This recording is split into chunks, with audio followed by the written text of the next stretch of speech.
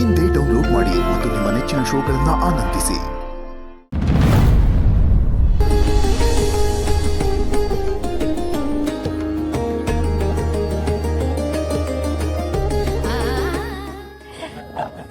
ಅಮ್ಮ ನಮಸ್ಕಾರ.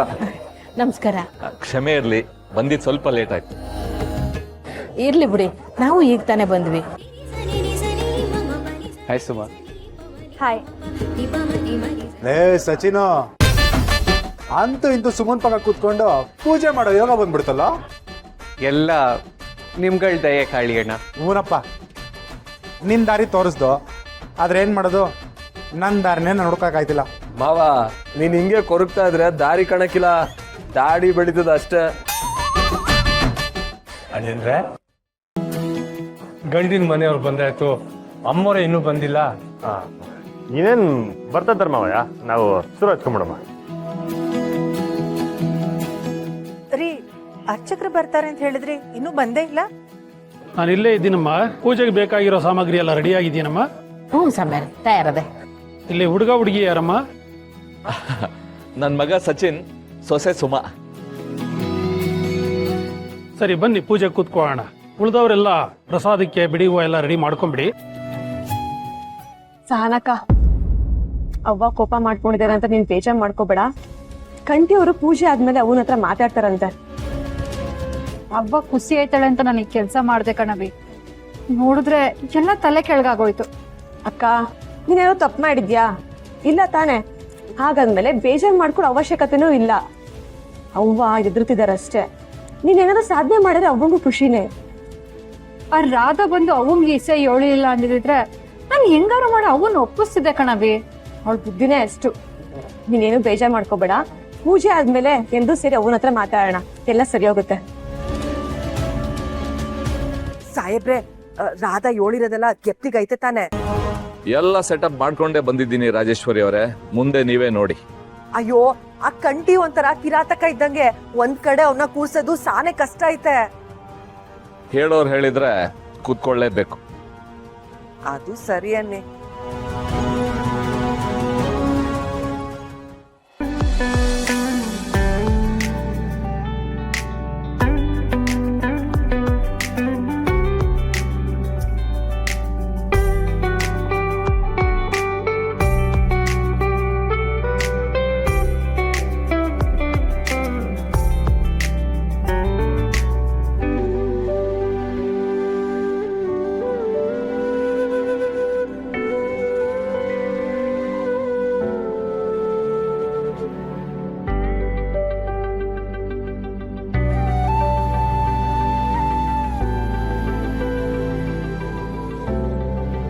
ಇದು ಲಗ್ನ ದೋಷ ಪರಿಹಾರ ಪೂಜೆ ಆಗಿರೋದ್ರಿಂದ ಯಾರಾದ್ರೂ ಮದುವೆ ಆಗಿರೋ ದಂಪತಿಗಳನ್ನ ಕರೆಸಿ ಅಮ್ಮ.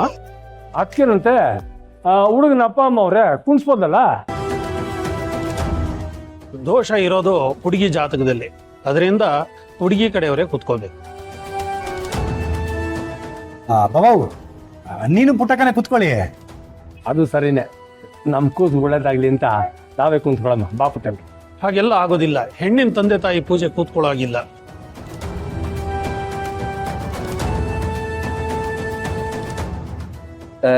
ಇದೊಳ್ಳೆ ಕತೆ ಆಯ್ತಲ್ಲ, ಹೆತ್ತವ್ರೆ ಕೂರಂಗಿಲ್ಲ ಅಂದ್ರೆ ಹೆಂಗೆ ಸ್ವಾಮಿ? ಶಾಸ್ತ್ರಿ ನಾನಾ ನೀನಾ? ಲೇ ಖುಷಿ, ಸುಮ್ಕೆ ಕುತ್ಕೊಳ್ಳ.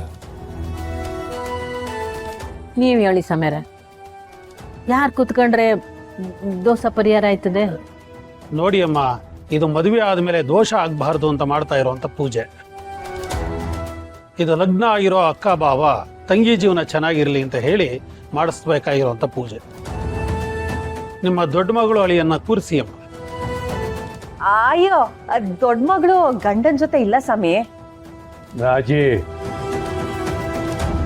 ನಾನೇನು ಅವಳಗ್ ನೋವು ಮಾಡ್ಬೇಕು ಅಂತ ಹಂಗೆ ಹೇಳಲಿಲ್ಲ. ಅದು ಪೂಜೆ ಕೂರ್ಸಿ ಅಂದ್ರಲ್ಲ, ಅದಕ್ಕೆ. ನೀನ್ ಇದ್ ಕಡೆ ನೆಮ್ಮದಿ ಇರಕ್ಕಿಲ್ಲ ಅನ್ನೋದು ದಿಟ ಆಗೋಯ್ತು. ಆಹಾ, ಇದ್ದಿದ್ದಂಗೆ ಹೇಳಿದ್ರೆ ಈ ವಯ್ಯಂಗ್ ಒಂಥರ ಉರಿ.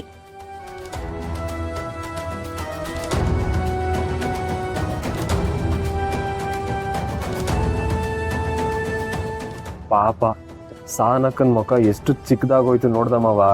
ಹೂಕಲ, ಅವಳು ನನ್ನ ಪಿರುತಿ ಒಪ್ಕೊಂಡಿದ್ರೆ ನಾನು ಸಾನನೆ ಕೂರ್ಬೋದಿತ್ತು.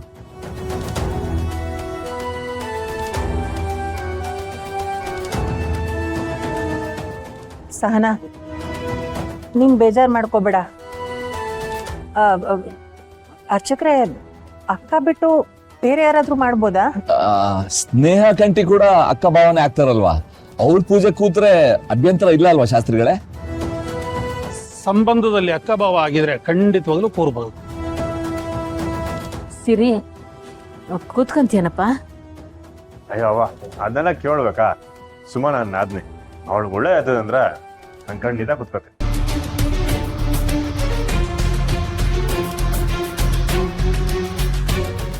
ನೋಡಿ, ಪೂಜೆಗೆ ಒಂದ್ಸಲ ಕೂತ ಮೇಲೆ ಪೂಜೆ ಮುಗಿಯೋವರೆಗೂ ಹೇಳೋ ಆಗಿದ್ದ. ಹಾಗೇನಾದ್ರೂ ಮಧ್ಯೆ ಇದ್ರೆ ದೋಷ ಹೆಚ್ಚಾಗುತ್ತೆ. ಕಂಟಿ ನಿನ್ಗಾಗುತ್ತೆ ಅಂದ್ರೆ ಕೂತ್ಕೋ, ಇಲ್ಲ ಅಂದ್ರೆ ಬೇರೆ ಏನಾದ್ರೂ ವ್ಯವಸ್ಥೆ ಮಾಡೋಣ. ನಮ್ ಪುಟ್ಟಕ್ಕನ್ ಮನೆಗೆ ಮಗ್ನಾಗಿರೋನು ಇನ್ ಪೂಜೆಗೆ 2 ಗಂಟೆ ಕೂತ್ಕೊಳಕಿಲ್ವಾ? ಅವ್ನ್ ಕೂತ್ಕೊಂಡೇ ಕೂತ್ಕೋತಾನೆ. ನಮ್ ಪುಟ್ಟಕ್ಕಂಗೋಸ್ಕರ ಯೋನ್ ಬೇಕಾದ್ರೂ ಮಾಡ್ತಾನೆ ಅಲ್ವಾ ಕಂಟಿ? ಬರೀ ಪುಟ್ಟವಂಗೋಸ್ಕರ ಅಲ್ಲ, ಸುಮ್ಮಗೋಸ್ಕರನೂ ಕುತ್ಕೋತೀನಿ. ಇದು ನಮ್ಮನೆ ಸುಖ ಕಾರ್ಯ, ಎಲ್ಲ ಚೆನ್ನಾಗಿ ಆಗ್ಬೇಕು. ಥ್ಯಾಂಕ್ಸ್ ಬಾವ. ಥ್ಯಾಂಕ್ಸ್ ಇಲ್ಲ ಏನಕ್ಕೆ, ಇದು ನಮ್ ಜವಾಬ್ದಾರಿ.